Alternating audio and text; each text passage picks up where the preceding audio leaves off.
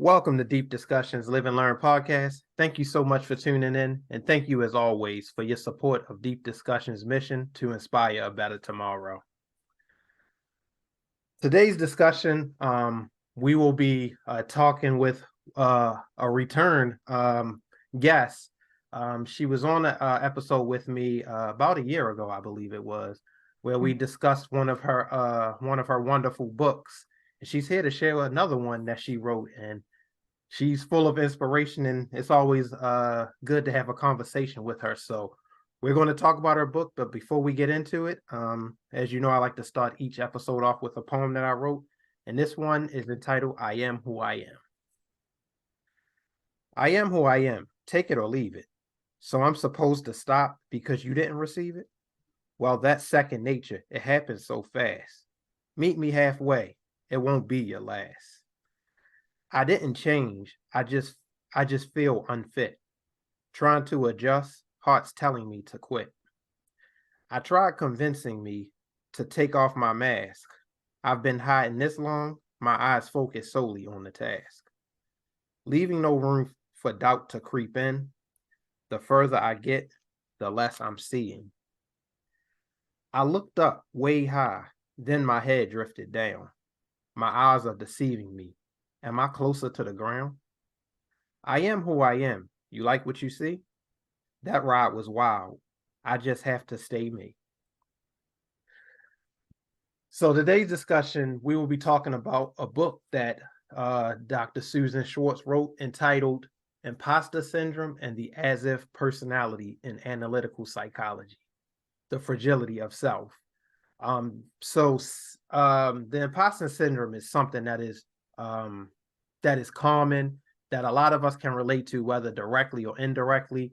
And it's funny, my wife was just now recently on a speaker series talking about imposter syndrome.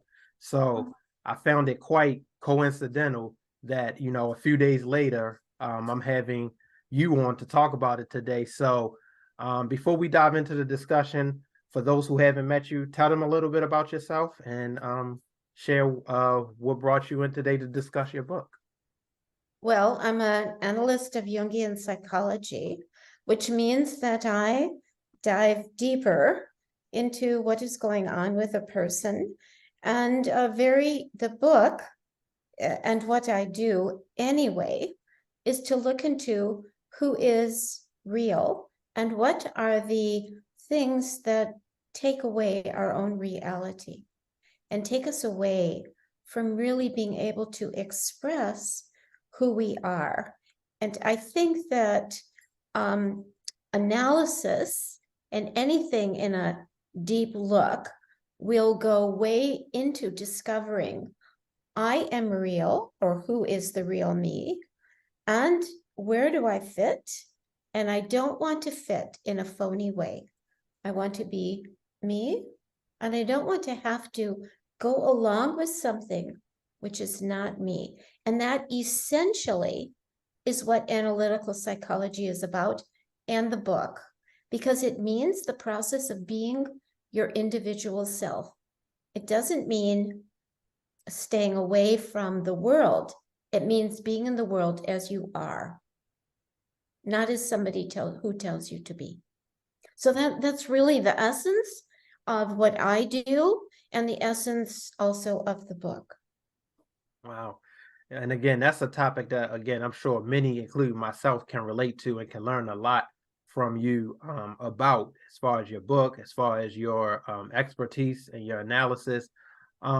So you kind of just explained it a little bit, but can you give a little bit, I guess, a little bit elaboration of, the imposter syndrome and the as-if personality? Because Yes. a lot of people hear this and they may think one thing or think something differently. I can think a ton of things, but in your opinion, how do you, like, if someone is asking you, what does that mean? How do you explain it to them? I would say that in a way, all of us, in one way or another, do an imposter number, or sometimes we pretend as if we're okay, as if we don't have any issues, as if there are no problems, because we learn very early to put on a facade. And many people have each has a different facade, but many people have got a facade because they think that's what's wanted. They learn it at home. They get raised. Oh, you must do this because you're good at that. What if the child is not? What if the child can't really say, no, I don't want to do that? Or they can't, or they feel they've got to be something other than who they are. I also think that our culture and social media in general want us to be all a certain way, Photoshop ourselves, make us look different, and yet that would take away from the individual self. And I think that that fragility of the self happens when we are not confirmed in being who we really are. Wow. And see, and when you were explaining that, it's funny because like when you explained that, what stuck out to me the most is when you explained the part about a child and how their family is, and Right. people assume things on about them because of, you know, how they were raised, the family they were with. And with that kind of like helped me to like kind of like shift or expand how I look at imposter syndrome, because when me personally, when I think of imposter syndrome, I think of it as saying that, you know, I don't fit in or I'm not enough. But it's deeper than that based on how you're explaining it to me right now. It is deeper than that, but that's what a child learns, which is I'm not enough, or I'm not enough in this particular way. And the issue is, wait a second, maybe you really need to find out how enough you are. And that requires breaking out of being, putting on the mask. You said it in your poem. Yeah. It's taking masks off and just being, which is not so easy. It should be easy. It isn't. We learn in school, do not color the tree purple because trees are green. Right. No, if you're creative, the tree is purple. Yeah. And then we learn early, make the tree green, but that says don't be real. Oh wow. Oh my goodness. That forced me to pause again. Um so in our discussion, I think when you might have said this in your explanation or your description of your book, but you mentioned that there are forces that can disrupt and disturb an individual's social and relational and cultural development. Can you explain what those forces are and elaborate on those?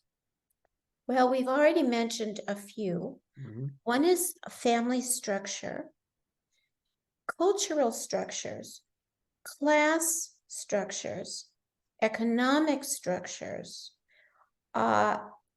organizational structures, sometimes religious structures. So in other words, it isn't the structure that's off. It's if we feel we cannot be ourselves within it, that we have to deny our real impulses or our real creativity or our real being out of the box. So if you're out of the box, you're not going to be an imposter or an as if personality. As if means as if I am trying to be acceptable and will not be acceptable for who I am. That's the point, is acceptance for who I am. Wow.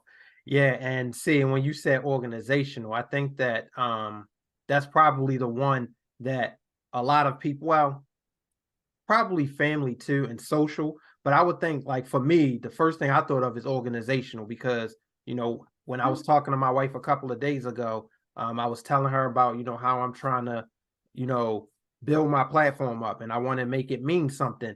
And keep telling her, you know, it's really hard for me to like, you know, build it up. And I said, you know, I don't want to just be a speaker. I don't just want to be someone that gets in front of people and talk, because you know no one wants to just sit there and listen to somebody. And my wife was like, see, that's the imposter syndrome. You're assuming that people don't want to hear what you have to say. And you're kind of like trying to, it's like a force basically. It's telling me what people will or will not like. And I'm trying to like almost take myself out of that situation. Yeah, you would want to. That's what I meant about social media, because making your platform or yourself up means that you reveal yourself and your own particular way of being. And that is the thing that will be acceptable, is your way of being, not somebody else's idea, because your own, look at the title of your poem, I am who I am. Yeah. And that is what is completely valuable. And that is actually what stands out in social media. I am me. I'm not like everybody else. I'm me, and I'm going to show you who I really am. It's very appealing, actually.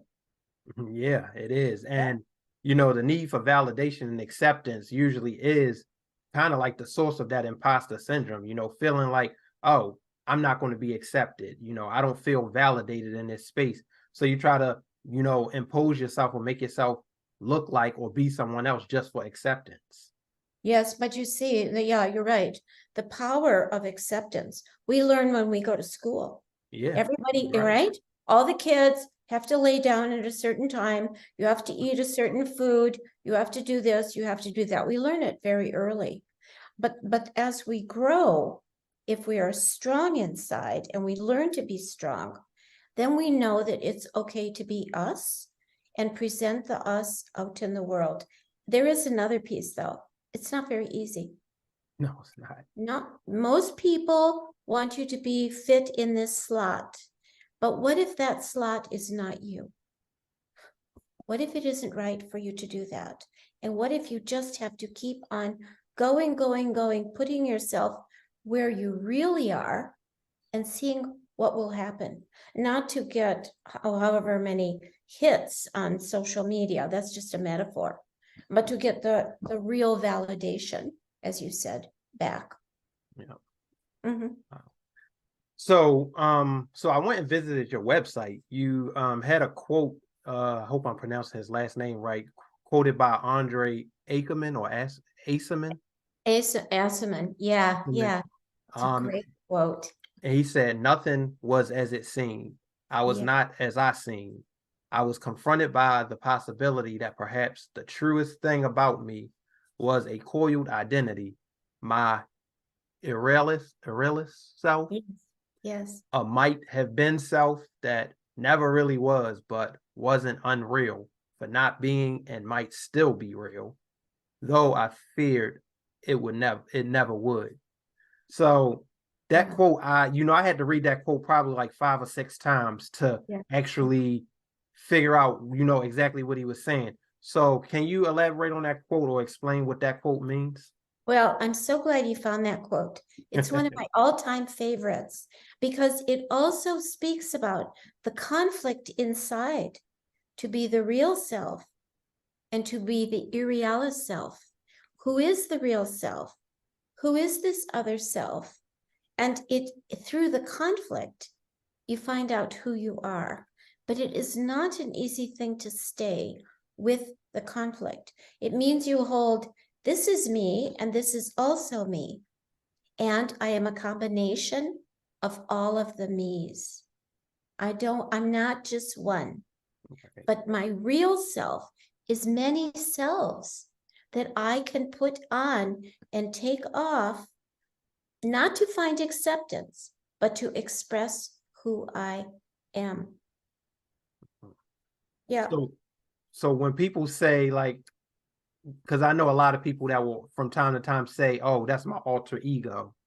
Is that kind of like the same thing, or do you think that's two different subjects? No, I would say it's like an alter ego. It's also like we all have a shadow, we all have a shadow, an actual shadow, but we have a psychological shadow.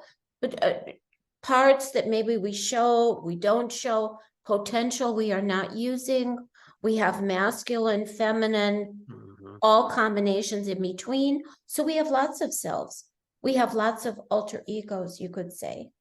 And some of them are hanging around in the unconscious, and you'll find them if you remember your dreams. So it is not uncommon that if you're not being real, it will show in your dreams. You'll look a different way. You won't recognize yourself.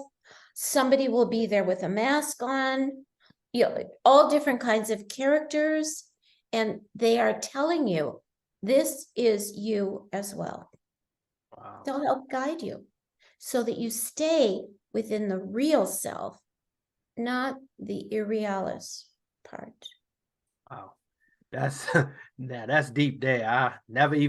I would have never gathered all of that from that quote. So I'm glad I asked you about that. And and this, I know I keep bringing my wife up, but she always talks about dreams. Like she always be like, "What does this dream mean? What does this mean?" Like I never would have thought about, or even imagined this specific event, person, thing, whatever the case may be. So now when you talk about like dreams and all of that stuff, that's kind of like what clicked in my head now when my wife talks about the dream she had, because she's like, "Yeah, I had a dream last night that," and I'm just like, "Oh boy, here we go." What she about to tell me now?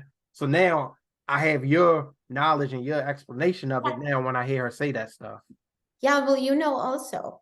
So it's interesting what you've said, because what you're also saying is that, so I'm going to project this, that you and your wife have a real relationship, not phony, not imposter, not masks on, but a lot of people have phony relationships. They act as if that denigrates trust. When you and her share dreams, you really share your inner self, and you are open to showing who you are. The whole thing about imposter syndrome and as if personality is the person is afraid to show themselves because they might have gotten hit for it. They might have gotten shunned for it. They got bullied for it. So they learned very early, don't show my real self. And their relationships will also be then based on not a real self. So what you're describing with your wife is more real. Wow.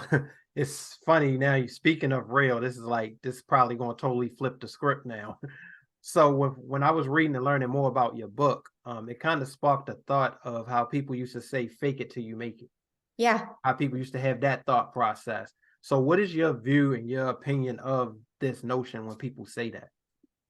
Why do you have to fake it? Why don't you just be real and say, this is a hard thing for me to learn. I'm uncomfortable. I don't feel easy. I'm lacking confidence. Why not just say, this is like walking into a different world, so it'll take me a little while to learn. That's all. It's like be natural about it. Don't hide and don't lie about what you know or don't know. Just be real. See what happens, because you know what will happen. You'll find somebody else who will also be saying, "Oh, I'm so glad you said that. Now I can relax and be my real self because I don't know how to do it either. I don't know what I'm talking about." Okay, we'll learn together. See, it unites when you're real. It divides when you put on a facade. Becomes divisive. Yeah, and what you said, like as you were explaining that, I think what happens a lot of the time is people kind of like want to expedite the process in some cases, or they want to be in rooms or sit at tables that they kind of never envisioned themselves sitting at. So they gotta again pretend to be something or someone that they are not, so that they could get a seat at that table, instead of working. Either one or two things can happen: either you work your way up to getting a seat at the table, or go and create your own table. you know Exactly.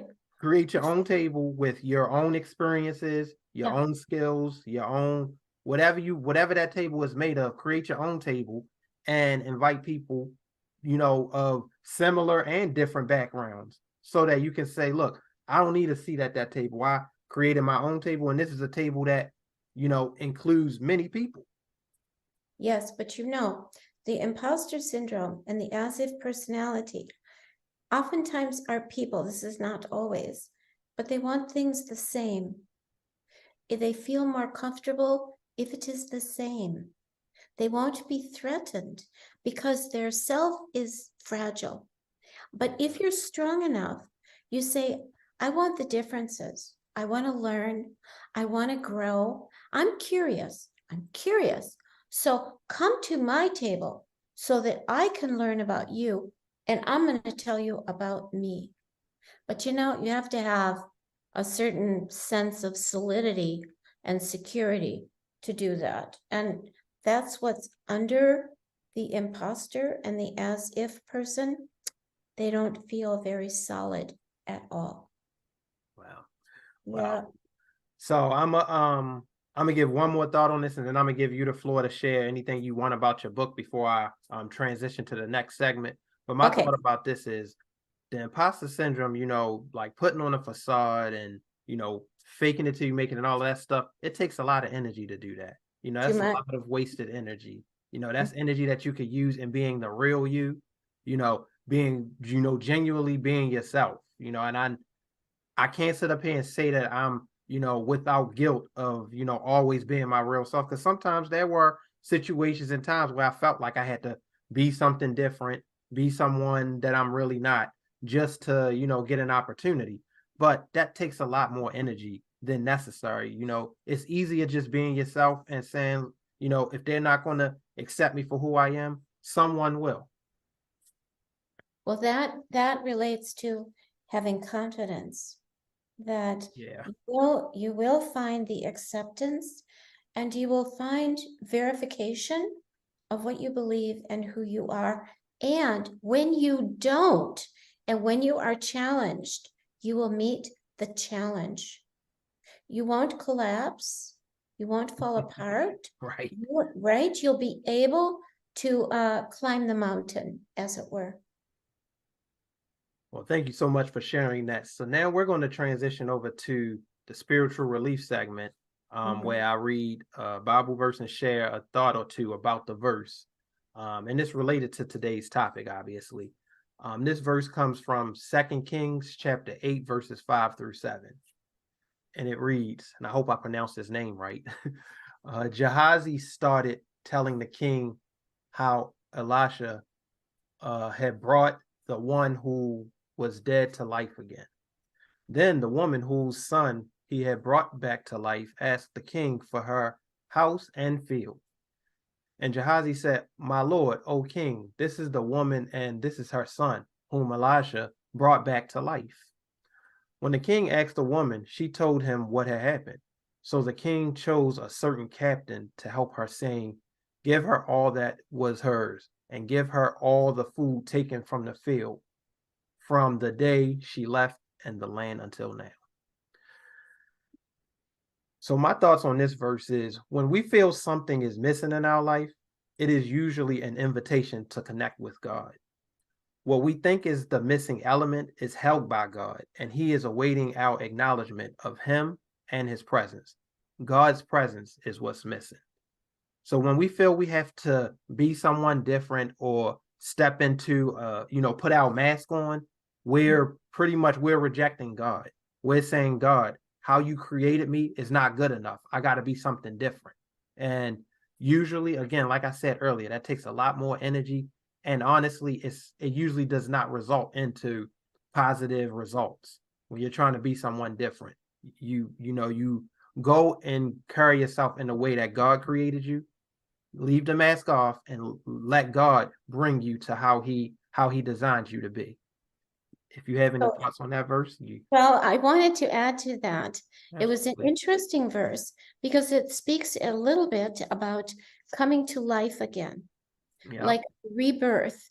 Well, if you think about it, if you don't have the mask on, and you don't have to be an imposter, you are becoming, in a way, reborn, because you are taking off and being who you are. But it is a real process psychologically of rebirth into the essence of your being. It's exactly what you said. It's saying, this is me. I'm going to be the total self of who I am and what I was born to be. Because sometimes the culture, the family, the structures, whatever, tell us to be, and that is not our real being. So we need like a rebirth to get back to the real.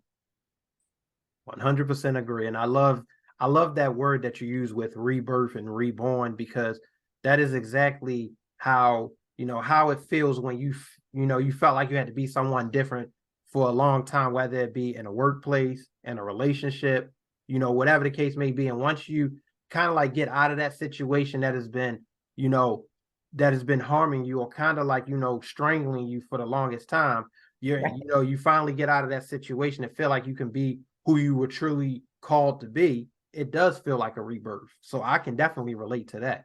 Yes, it totally is. And to be reborn is actually a whole process. And you said it's not a fast process, but No, it's a continual process of getting into your own skin, not rather than somebody else's skin. totally agree.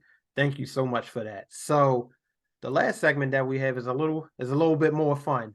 This one is called is I used to call it top five, but I actually changed the name. It's called In My Opinion now. And what I do is I come up with a list of things related to the topic. And what I chose this time was things that are often sought and deemed, but is missing out of our life. So things that we're trying to go after and trying to gain, which sometimes leads to us being an imposter. Mm. So the things that I listed were fulfillment, Yep. love, purpose, both internal and external confidence, and our identity. And the biggest one to me is fulfillment. So fulfillment is the one that relates with me to the most, because I recently had a situation at my previous job where I felt like I had to be someone different because I wasn't given the respect, or I wasn't being embraced the way that I should have been. So you know it was a long drawn out process. It was a lot of back and forth between my boss and I, where things just was not comfortable.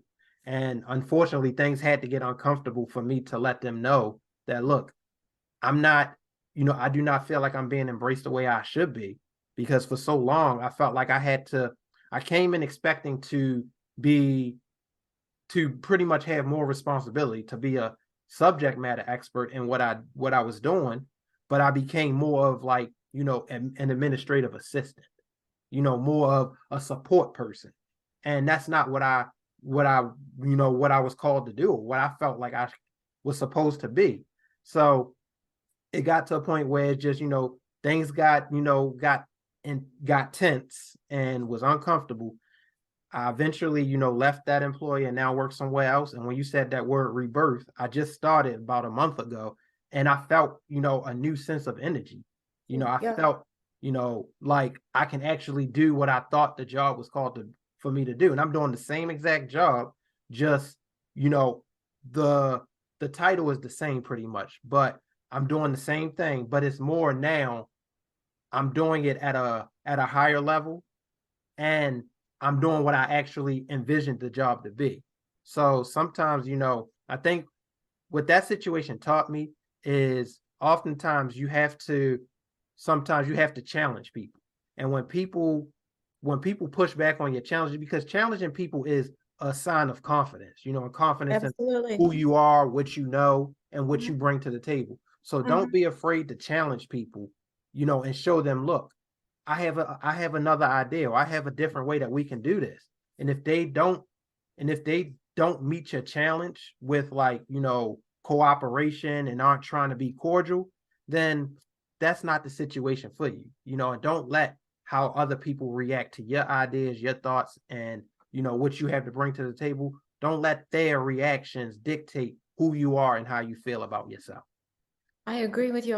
I just wanted to add two things in your five. Mhm. Um, Meaning is also within there, that our life feels meaningful Yeah. and we do things of meaning. And the other thing that you're describing of the job is being seen for all one is. If you're seen and slotted into a less than place, they're not seeing you. And when you say, hey, wait a second, I'm more than this, and they can't see that, then you would be going against your being if you stayed. So your leaving was really a declaration of yourself and your own, as you said, confidence. And it's great that it's working out. No facade, no, and no being around energy that is negative and doesn't appreciate all that you are. Absolutely. And there was so many times throughout that experience where I kept on saying to myself, am I in the right place? Do I need to look at another, look and be in another, field, or, take a whole different position? And, the more and more I thought about it, it's just, I had to kind of take a step back. I had to, kind of like let my, sort of, I guess, take my pride and ego out of it for a minute and just kind of like look at things from a holistic standpoint and say, okay, there are obviously, there are some mistakes I made. There are some things I could have done better, but the things that I've done they do not equate to me being treated or, regarded the way that I'm currently being regarded. And, I prayed often, but it got to a point where one day maybe I just felt like, you know what, maybe I'm not praying hard enough. So I just pretty much let it all out and just said, God, whatever you have planned for me, take over. There's no more of me trying to figure things out, no more of me, trying to contact the right people and all that. God, lead the way. And I just, sat back and let God do the work. And a month later, I had a new job. Yeah, one other thing, and that when you said about ego, it's like letting the ego step aside and let whatever is unconscious and whatever is way inside of you take over. And you can do that when you surrender. What you think should happen, it gets surrendered. And if it's such a big battle to be heard and acknowledged, you're in the wrong place. And there's nothing wrong with changing and becoming really yourself. Absolutely. Well, this has been great. I love having you on. Our conversations is always, inspirational, enlightening, and I always look forward to the conversation that I had. So I'm actually looking forward to the next time you write a book to come on here again. So share with the, those that are listening and watching how they can purchase your book and get in contact with you, because Yes. you're a very strong mind. You have a lot to offer and a lot of great wisdom and knowledge. So I want my viewers to know how to get connected with you. Thank you. Thank you so much. It's really a pleasure to be on this totally with you. Absolutely. Absolutely. So my website is www.susanschwartz.phd.com. They can get the book through Amazon, Routledge, the publisher, and there is a discount code SMA38, so you would get a discount.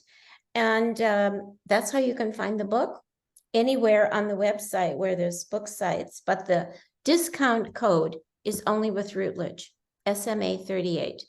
So that's how it is.